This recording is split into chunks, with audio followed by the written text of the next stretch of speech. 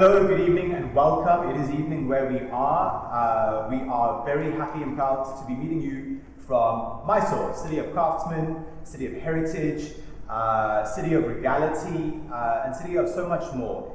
It is a real privilege to bring to you this episode of Made in Mysore with one of the city's most famous sons. He is a polymath of the arts, both a fine art photographer, an actor, and a musician. It gives me great pleasure to welcome my friend and yours, KJ Pavan. How are you, sir? Thank Good you. to see you. Thank Namaskara. you. Namaskara. How are you? Good.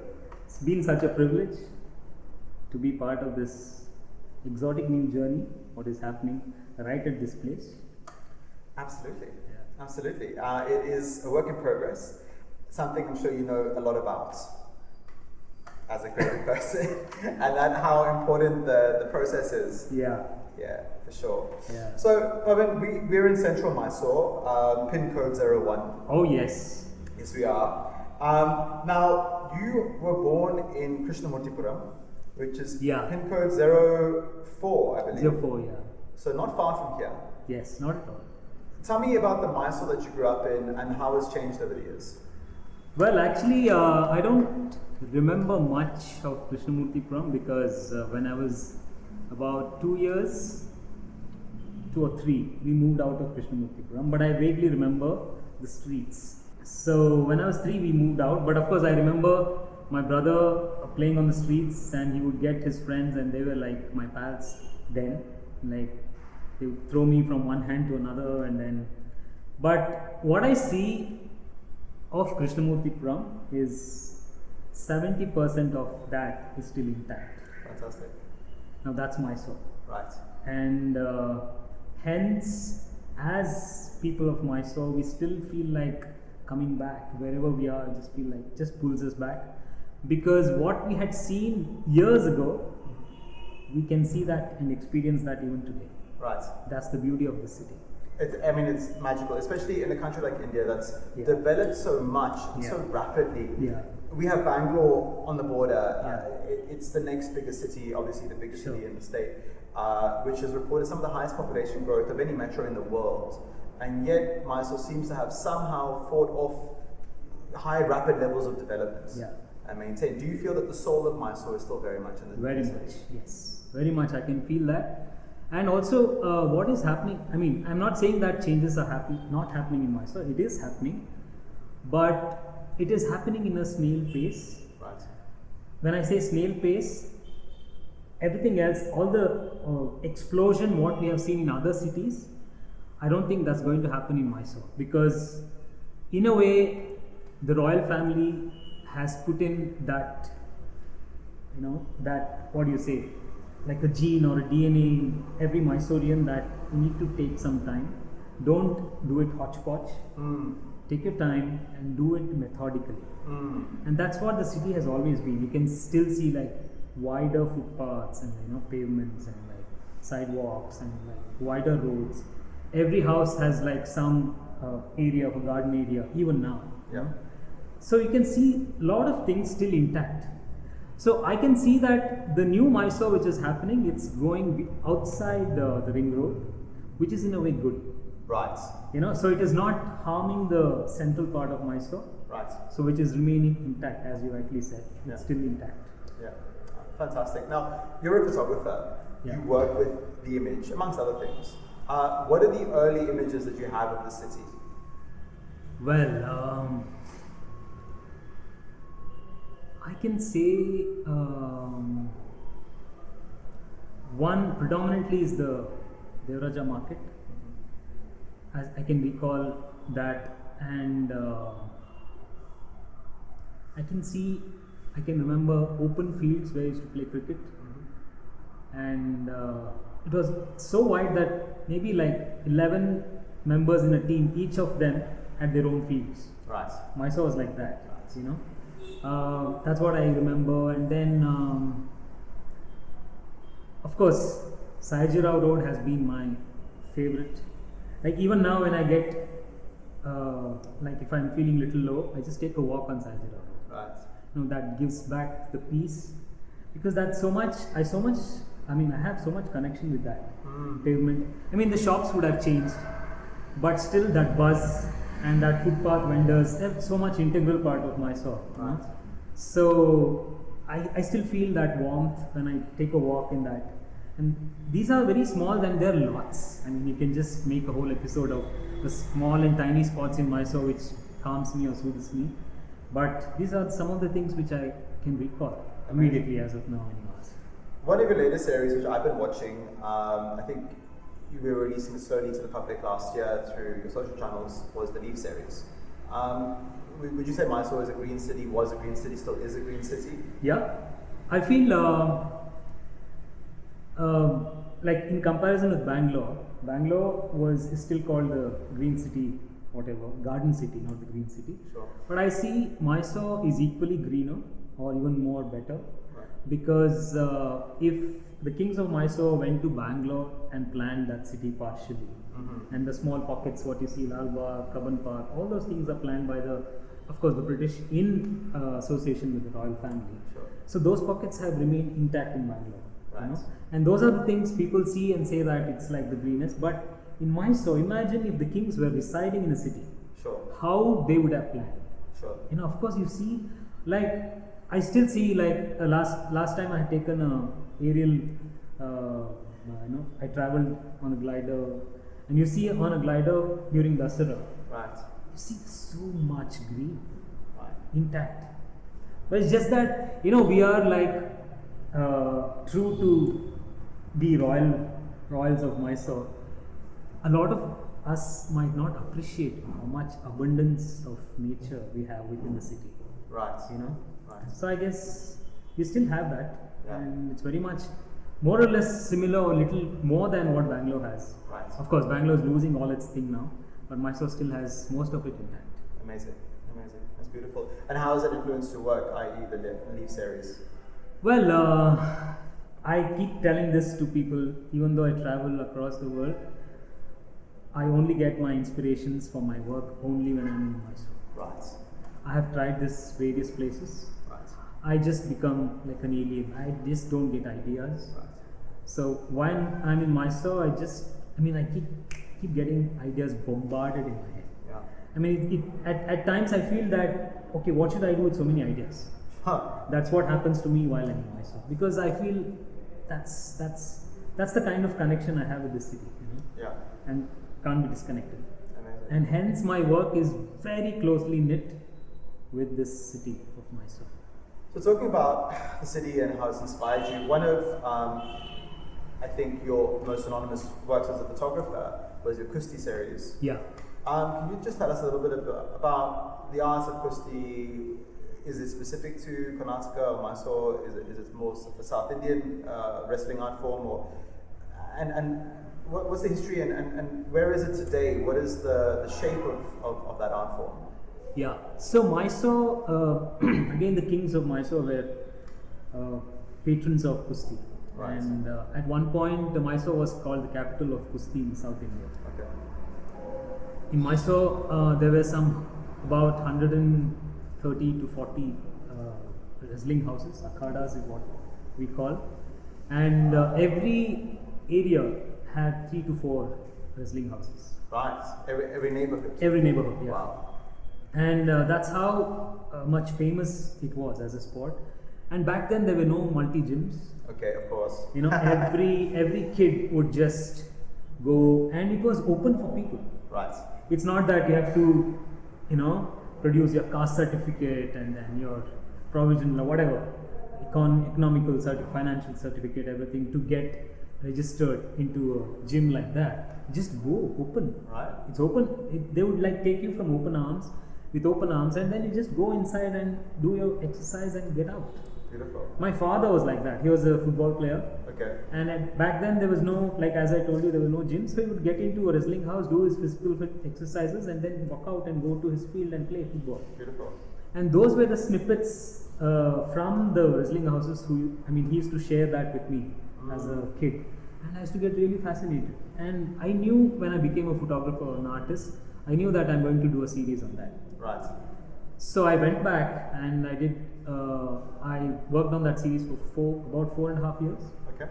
and I shot some about 6 to 7,000 images. Finally, 23 images were selected for my show. And then we traveled across, and much appreciated all over. Even now, people ask for those images. It's on my website, though I have not put it on social media as yet. So when I started working on that series, I realized that a lot of wrestling houses are shut. There are various reasons for it. One is back then it was the royal family who used to support all the wrestlers. Right. They would be fed and given money, and then they would be given like land to lead their happy family. So a system of patronage. Exactly. Right. So after that, I have heard like one akada where I worked. Kullappa was the head of that akada. That was given by Jaichamaraj Odair to him because he was a famous wrestler. Okay. He was brought to Mysore with the assurance that we'll be giving you all these privileges. Please represent our city. Right. And he was brought, and he was brought here, and then he stayed here. He started, and he lived until he was 98. And he would tell me direct stories of what used to be. Wow. And all these akadas are now shutting because all the youngsters are getting into these multi gyms. Sure. And they're losing interest. And economy, after the royal patronage, now they can't survive. They need to, or like many wrestlers have told me that they have to have about 20 to 30 liters of milk every day. Right. And they need to have 1 or 2 kilos of chicken, sure, like meat and all that, and they need to have a lot of dry fruits. A lot of basically, you need to have a lot of intake. Sure. Those things they can't afford. And there's no league like in the UFC. I mean, I know it's a very extreme example, but those, or sumo wrestling in Japan, there's leagues that are able to pay sponsorship. And even now, the economic strata who they come from, the wrestlers, they're all either auto drivers. Right. They're having shops in market. Right. Like meat shops or like various other working working men. Yeah. But they still have that passion alive. And if you want to see what Kusti happens in Mysore, you have to come visit during Dasra. All the akadas become like really active because that's the only championship they really look forward. Wow. That's like a national championship. It's a surprise to me that with YouTube and vehicles like Patreon, someone hasn't sort of used new media to bring up. Maybe that's something. I mean, they have done. Even Bollywood films have done it. Right. Based on those stories, but it's more like it's not telling the people what the sacrifices or the difficulties what they have as wrestlers, but it's more like making them as heroes. They are more than fictional heroes. They are real heroes. Yeah. But they still do that. And how they transform. What intrigued me is how they transform, and they literally fight. Like if you go to a wrestling house, they are fighting really hard. You can hear the sound of the punches and all that. Right. But the moment the game is off, the game is finished, they are brothers. Like rugby culture is quite similar. Exactly. And I was quite intrigued. What happens? How the shift happens? Yeah. What is it that happens in their mind when they're physically so hard they're fighting, and then next moment they're off it. Amazing. That's fantastic, and there are like hundreds of stories. Right. Because I've worked on it so much. Every day I would hear stories and I would see, and so I've got these amazing stories, and hence that shows in my images. Right. Phenomenal. Well, it's a great series, and I personally enjoy. So moving on from your photography, you're most known, I would think, for being a percussionist and a vocalist in a little-known band called Swarathma. Little-known band. Yes. Tell me a little bit more about the origins of Swarathma. How old were you when you got started? Where was your headspace at the time? So let me start with how a musical journey began. So music was there in my family, as any traditional household in Mysore. Like you wake up listening to classical Carnatic music or Hindustani. My parents, both my mother is a trained vocalist, and my father was a great connoisseur of Carnatic music. So I would wake up listening to classical music. So by default, that's what I would hear, and then radio would turn on. And then back then, radio music was just pure classical. And then, so and maybe it was my brother and me. We both are percussionists. So as I always say in my interviews, I started playing on tabla first. So because my hands would just, whenever I get these support, so it just keeps happening. It's like unstoppable. So that keeps happening. And even before I started learning music, this used to happen. Right. So then around my high school days, I thought, I should just explore playing some music, some percussion. So I joined for tabla classes, and then passed my junior exam from Allahabad University, and then I left it at that. Right. And then again, when you're a kid from Mysore, you have to be studious, study hard, and then become an engineer or a doctor. So hence was my journey too, because my brother was already a painter by then. Right. And my mother didn't want me to get into fine arts again. Like, I don't want two artists. She did not want you to get. Yeah, because I don't want two artists at home. I already fed up of one artist and his ideologies and all that. So you become an engineer. Okay. So I was forced into it, and then I had to study. Right. So I left music. Okay. And then I pursued science Okay. in my pre-university. Thankfully, I flunked. And so then my mom didn't have any other option. Say, okay, do whatever you want. At least give me a degree certificate. Sure. Then that's it. I happily went into a fine art college. 2 years delayed with 2 years. Okay. And went there, and then college began, and then one day in college, I heard guitar Right. strumming in some room, and suddenly the musician in me just took towards that direction, and then I saw Vasu, my band's vocalist, just playing an acoustic guitar, Okay. playing alone, and then sitting there. Then I went and sat. Then there was this table again, the desk. Started playing on the desk, whatever rhythm he was playing. And then just as we were jamming, our bass guitarist Abhinanth, he joined us, and he got another acoustic guitar, and three of us started jamming. That was the beginning of Swarathma. Wow. Again, Swarathma was formed in Mysore, our city. And so in college we just formed the band, maybe just to impress girls, and just like any teenager, just go with. But I had a less glamorous instrument. I just had a kanjira. It looked like an alien thing. What is it? That box looks like a box. What is this? More than lesser than a guitar. Guitarists are we must be knowing. So anyways, so we that's how Swarathma was formed, and the violinists joined. So we 4 of us were from Mysore. Right. And so it started, and we were playing in college shows, and slowly started playing, and then there was a break, and then we all moved ahead with our courses and professions. I started working as an assistant photographer. Vasu moved to Ahmedabad, and then violinist and bass guitarist Abhi and Arjun, they were still in Mysore.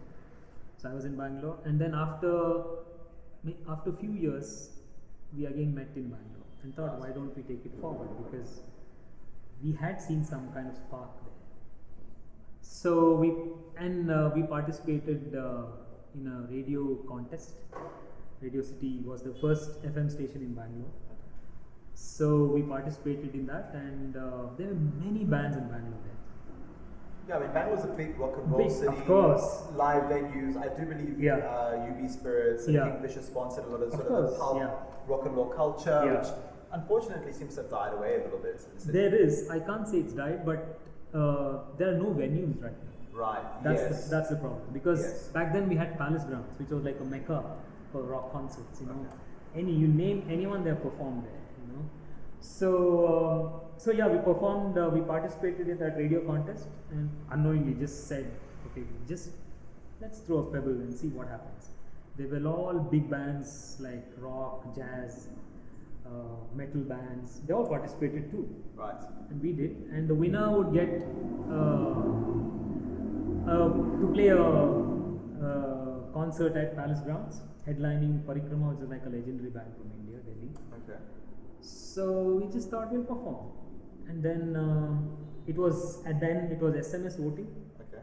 So the day when the results were announced, we were in the radio station, and then we won the contest with a margin of about 1.5 lakh voting between the first 10 seconds. Yeah. 100,000 votes. We couldn't believe it. And when we came out of the studio, there were people, Swarathma! And was that the first time? That was the first time. Imagine a small time band going from Mysore, and you see this kind of fan following. Suddenly, boom! It's like, we're like, is it real? Yeah. What's happening? And that was the beginning. Wow. And then we won the Radio City Live in Bangalore, and then moved on to Radio City Nationals. Okay. And we were judged as the best Hindi rock band in India. Right. That gave us a deal with EMI Virgin Records, and we became like a national. We moved on to the national indie scene, and then moved on to international, and then our international stint started when this producer called John Leckie, who was the producer of Radiohead.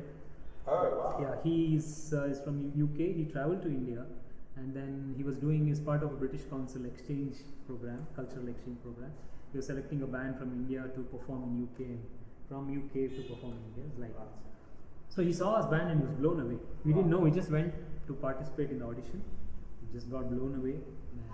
And hence, he took us to UK for the first time, and we travelled twice after that. So the journey has been on. We have toured to many countries. We have some great experiences. Invited by the King of Morocco for his birthday. Mohammed IV. Yeah, Mohammed IV. And we have performed along with Khalid, the Didi. Didi. So we have shared the stage with him. I have spent much time in Cairo nightclubs. You must have heard about it. So yeah, these are and we have opened for Backstreet Boys. We have toured with them. You've opened for Backstreet, highlighting the career, would you say? When they were Backstreet uncles, and we are still called as boys, and we have toured with them in India. You got more chicks. You were Backstreet Boys. Don't ask that question. So sorry. Yeah, but it's been a fun journey as the band. I mean, we still have. Of course, last 2 years I had taken a break because my photography and acting was going various directions. I thought I'll streamline it and then I'll get back to the band. Beautiful. So once the post-COVID, I'll be back in the scene and touring with the band. Tell me, what is the evolution? Because I mean, how many years have you been in the band? So we started in 2002. So this has been 18th year of 18 the band. years, Yeah. right? So surely, as a musician and the music that you're writing must have evolved. Of course. Tell us about that. Sort of. What changes are new? What changes in the music, and how has life impacted? Well, I can say that a lot of things influence our music. Sure. Because we are 6 of us, Yeah. and all the 6 of us come with various musical backgrounds, Right. and there's no one leader in the band. Oh, okay. So very So democratic. yeah, Swarathma we are all 6 equal musicians, Okay. and hence the music is so diverse. Right. We bring in our influences. And we try to play that and play it and jam, and then even like our guitarist Varun, he's a huge fan of Steve Vai. Okay. And you must be knowing the sound, what kind of sound comes, Ibanez, very. Yeah, definitely. Yeah. He endorses Gibson in India, and then one of the endorsees. So imagine Steve Vai fusing with Kanjira. Right. You can imagine. Sounds very Bangalore, actually. And then, then I get to know who Steve Vai is. Right. It's like it's vice versa, and then that's how our musical, knowledge is just getting wider and wider. Yeah. And we bring those influences, and every album, if you see, we have released 4 full-length albums. Every album sounds different from each other. Yes, it does. Yeah, Absolutely. because after 2 years, our influences would have changed. And the previous album, what sounds very much rock influence, and then maybe next album might be EDM, and we don't know, because the kind of music what we are listening to definitely gets into the albums. I mean the band sound, and also that is one. And we are all deeply connected with life, Yeah. like any other musician, but with my band I can say that all our music, for a long time we were considered as a social activist kind of space. Yes. Because we were doing a lot of our songs are based on the atrocities, what is happening around us, and we have made one song called Topi Wale, which is a satire on politics, the political scene in India. Sure. And so we have a lot of current affairs, and we react to that through our music. Yeah. And it's not lovey-dovey kind of, romantic kind of songs. It's not to become a brand that we want to consciously do something like that, but it naturally happens. That means that we are all in the same page as musicians. Absolutely. And then it becomes quite deep and intense. So 18 years on the road is not easy as well. You are a family man. Yeah. It can't be easy to balance your various pursuits, and it must be quite difficult as well, your responsibilities to your family, but then your responsibility to yourself as a creative person, because I know that as creative people, if we don't give our creativity the time and the attention it requires, I wouldn't say our mental health per se, but definitely a part of us is not whole, a part of us is not in sync, is not in tune. How do you go about, especially, today, these days rather, how do you offset or balance out your responsibilities as a family man, as a professional, but then also as a creative soul? Yeah. It's been very tough, I can say.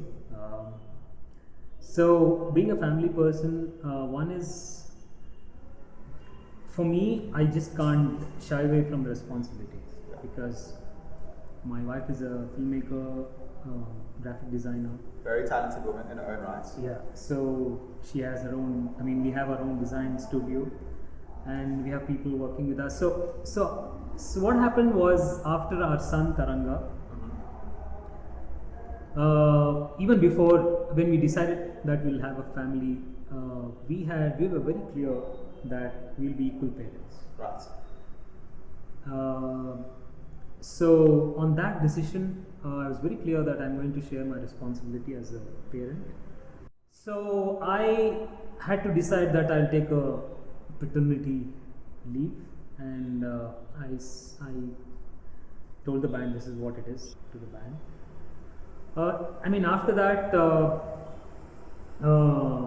even now, it's like post-COVID, what has happened is I've become a full-time house husband. Beautiful. Yeah, I love spending time in the kitchen, and then taking care of my son Taranga, and then while Chin is at her studio working, and so how we divide time is we should not also get lost with our creative juices. As well. We make sure that we both get equal time, and then to think and to progress with the kind of work we are doing, because we don't want to get rusted, not doing it. And for the kind of people we are, and as artists, we just can't sit. So what I do is, I have created my own way of developing my ideas. So when I'm spending time with my son, I just keep thinking, and I keep reading and making my notes, and then when I get time, I start working on it. Right. So, and she also works that way, and then she knows that she's taking away my time. Because there's no school right now, that is what is the toughest part. Absolutely. But so we're equally balancing, and in the future also, that's for sure that we'll continue working this way. Though there are a lot of hurdles and to cross and to fight for, and then, but those are all part of life. Once you decide to have a family, then you need to be prepared for this kind of life as well. Would you say that the separation of time and space is very important to keep your sanity as an artist? Exactly, very much important. I still have my tiny studio, and then I lock myself up, and then switch on my music, and then just focus on what I'm shooting. And I don't know how the time has passed. And when I open the door, it will be dark. Right. And then I come out as a artist who's really alive and energetic, and that's really important for an artist to have your space, and then to focus on the kind of ideas what you really want to work on. That's really important. I don't know about you. I feel that my interns, my young chefs, the young people, and I consider myself very young, I'm only 33, but still I already seeing a generation gap with those sort of 10 years younger than me. And a lot of noise has been made around the impact of social media and technology on the minds of younger people. I mean, I was using Windows 95 when I was in junior school, so I also covered technology, but there's definitely a difference. One of the big things that people talk about is concentration, and how the up-and-coming generation right now, sort of in their early 20s, they really struggle with getting concentration, deep concentration, and developing their ideas. Patience is another thing that I've observed, and it seems, Instagram, Insta life, it seems that there's a generation that's been coming up that's been lied to, and they've been told that there are life hacks to everything. Again, I don't want to sound, like the other side of that argument, but what do you think you had in abundance that the up-and-coming generation are struggling to find? Time. Right. Patience. Right. And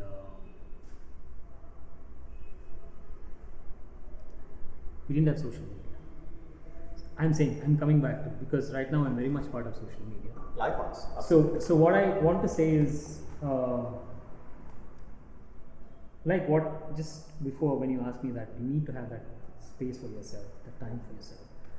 The moment you get onto social media, you're not getting time for yourself because there are about 1 million windows which just parallelly open, and within you, the kind of person you are, if you are content from inside, that won't affect you. But if you are egoistic, if you are insecure, various other things, then it's just going to eat you up completely. Hungry for validation. Exactly. Which a lot of young people are, you're at that time in your life where you're looking to make a mark in the world. Exactly. And one thing which I can clearly say of today's generation is they want to become famous instantly. Unfortunately. That's not the way.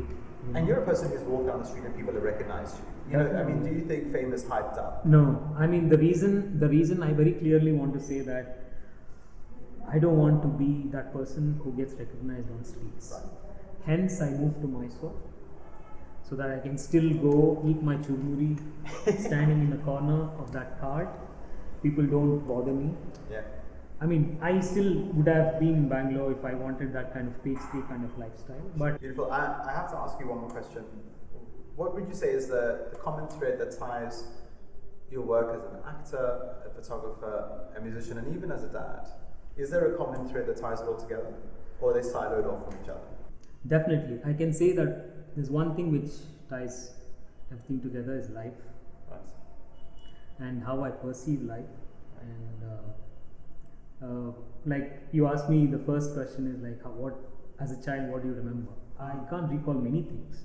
But when I look at my son Taranga and the way he's like marrying around, I can imagine or think that maybe I was like this. Right. At that age, I was like this. I can't recall. Seeing yourself. Yeah, it's very much. It's like looking within, right. Looking at your own child, and not just own child, but even like looking at children teaches you a lot of things, right?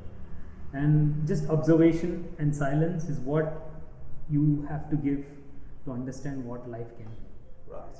And music, get inspired from life, make music, and then after that, music and photography inspires each other for me. While I'm on stage, I think about my ideas, close my eyes and keep playing. I get visual ideas to do photography.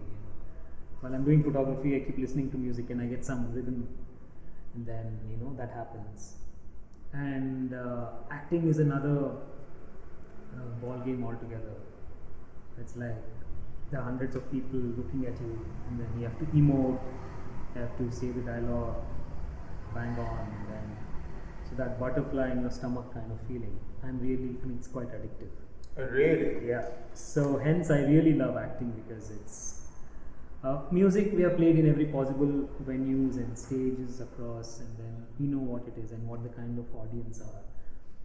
So photography is also, I know what I can do and achieve, but with acting it's unpredictable. Right. You can falter any moment, and the director might say like, why the hell did I take this guy as an actor? Or next moment he might say, wow, that was a classic take. You never know. It's yeah, it's unpredictable, and that's the kind of feeling I want. Like I want that tension in me, that I need to deliver. It's quite challenging, and hence it's quite addictive. I mean, it's crazy, and I'm just so impressed. I think that you've been able to traverse those lines between those different art forms. Yeah. I think, in many ways, it must be a challenge, quite a challenge, to extend yourself into these different genres of creativity and art forms. But at the same time, I'm sure there must be a lot of bleed over and crossover. And that's what I'm hearing from you. One of the things I found great about this city, about Mysore, and I think one of the reasons why so many great artists and creative people have come out of the city, is that they have this wonderful habit of getting out of your way. You're not so burdened with the typical sort of pressures or challenges of a big city. I mean, obviously I lived in London for many years. What is it for you that Mysore gives your art? I strongly believe that the more local you are, the more international you can become. Okay. And so my ideas with my whether it's art, photography, music, it's all very, very rooted. Right. And hence I really get inspired from Mysore. Right. Like, just take a walk in Kukrali and then you just get some crazy ideas of doing some kind of work. And I mean, you just have to experience in that frame of mind to get inspired to work on. And if you are in that kind of mindset, then you have abundance waiting for you in Mysore. Beautiful. No, I think it's a magical city. Yeah. It's a charming city, and I think that there's definitely a reason why generation after generation sees a lot of creativity and things being made here, and hopefully, it's been about 150 years, I believe, that the city's really taken shape, and hopefully there's 150 years more of great artisans and artists like yourself. Sure. And we didn't talk much about it, but you are also a fellow at the Whittier School of Architecture, where you I'm a lecture. visiting faculty. You're a visiting faculty member. You teach photography there to students, and I know a lot of youngsters will be watching this. Hopefully. Yeah, absolutely. And I had also visited Naviluna factory, my previous batch students. That's right. They had a ball. That's very humble factory, but yeah. They still remember because they're the first time visiting the chocolate factory in their lives, and they can't forget it. Amazing, amazing. Well, I think that's all we have time for today, but KJ Pavan, great talking to you. Thank you. Great talking pleasure. to you. And as always, a huge fan of Naviluna. Thank you. And all the best for the future endeavors. Thank you. And you, Belo, all the best. Doing the best we can. Yes. Day in, day and out. you have been a sort of ambassador in your own way for the city of Mysore, which I would like to appreciate about, because you're equally part of the future of Mysore, and you're taking Mysore into the world map as well. Thank you. People ask me here's a South African / Portuguese / many other things who's chosen Mysore to have his factory. Like, what? Didn't he get any other city? It's like, that is what Mysore does to people. I think so. I think it does. And when you embrace it with your open arms, it just goes, it just gives you in abundance. She does. She really does. She really does. Thank you so much for your time. Pleasure. It's an It was absolute pleasure privilege talking to you. Likewise. Thank you. See you soon.